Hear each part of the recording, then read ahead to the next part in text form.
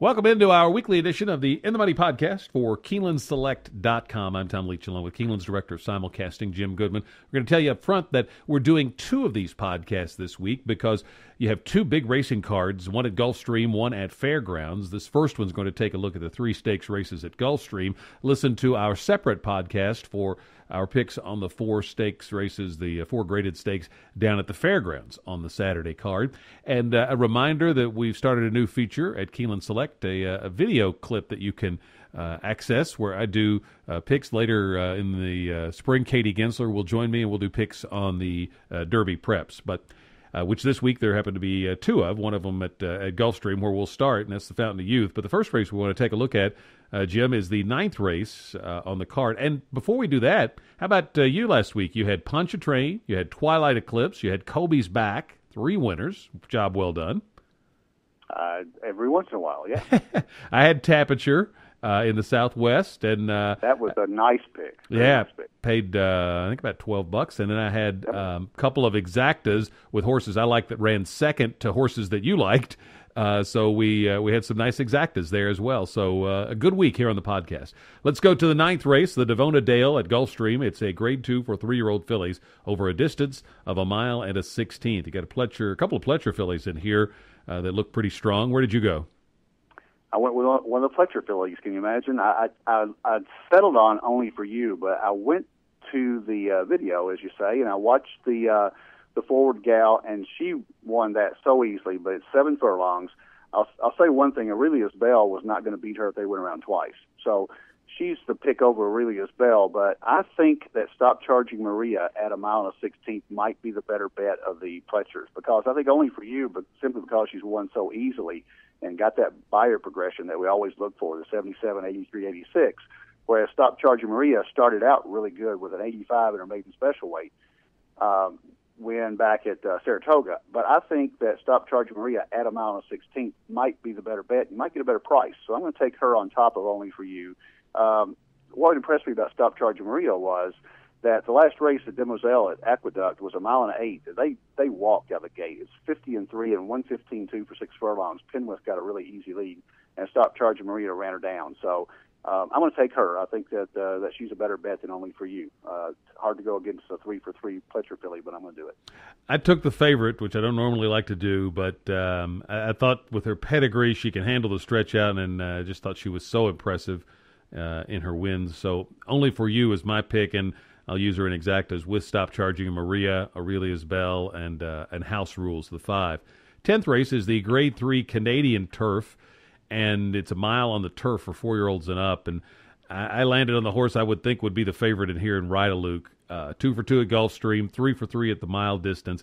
Has won off layoffs before. This horse looked like he had big-time ability last year and never really could take that game to the next level up to the Grade 1 company. But now freshened and ready to roll again for 2014, and I think Ride-a-Luke wins this one.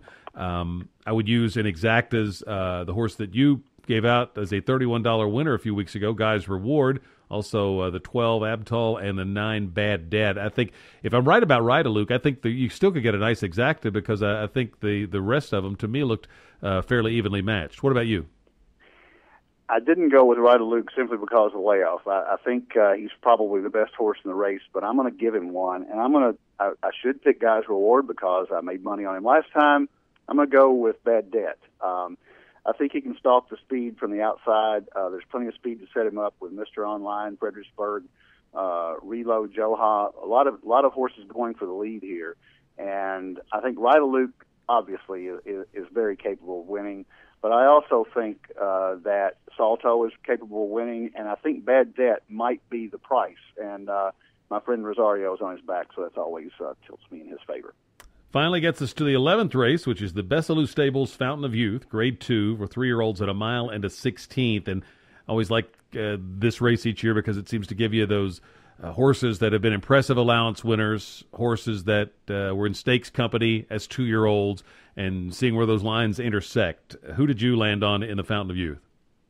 Well, the one I don't like as much because he drew the 12 hole, but Top Billing has looked so impressive. Commissioner beat him 2 back, but Top Billing came back last time and just won for fun on the 25th of January. And the misfortune is to draw outside, but Rosario's riding. Shug has another Derby contender here. I really think he's got a shot at winning 2 in a row, and I think Top Billing is that good. He may not win from the 12 hole. This is not a lock. You got a lot of inside speed. The other horses I liked, Wildcat Red and General A-Rod, they ran together on January 1st, but then Wildcat Red took a big step forward in the Hutchison. He's stretching out from 7 furlongs to a mile and a 16th. That's a question mark. Commissioner is the other horse that's logical. Down on the inside, not really the best place in the world. He's gonna save ground, but he might get shuffled back and might not get a great trip. So I'm going to take the 12 over the 4 and the 1 here. But Top Billing is my top choice in the Bessie Lou Fountain of Youth. Top Billing and Commissioner I went against mainly because of the post positions. They may have to use Commissioner a little bit from the 1 hole, and then Top Billing, it's a short run to the first turn from the 12 hole. Helps that he's not doesn't have to get to the lead, but with those 2 bad post draws, I came back to a horse I picked last time in the Holy Bull, and it's Almost Famous, and he ran 4th, but it was a pretty hot pace that he tracked.